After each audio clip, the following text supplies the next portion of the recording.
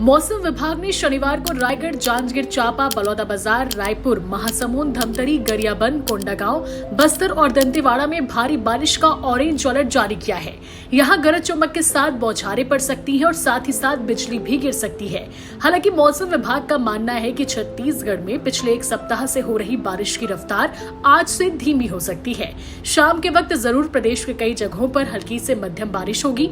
इसके चलते आज भी प्रदेश में येलो अलर्ट जारी किया गया है। इससे पहले प्रदेश में अपने नॉर्मल डेट से 16 दिन पहले ही मॉनसून ने दस्तक दे दी है। जल्द ही इसके रायपुर पहुंचने की उम्मीद है। रायपुर में देर रात से सुबह तक तेज बारिश हुई। दुर्ग में भी बारिश के बाद मौसम ठंडा हो गया है। प्रदेश के अधिकांश जिलों में मई के 30 दिनों में नॉर्मल से अधिक बारिश हुई है। मौसम विभाग ने बताया कि दंतेवाड़ा में मई के महीने में सबसे ज्यादा बारिश हुई। बस्तर संभाग के अधिकांश जिलों में आज बारिश होगी। मौसम विभाग ने पूरे प्रदेश में तेज बारिश का येलो अलर्ट जारी किया है।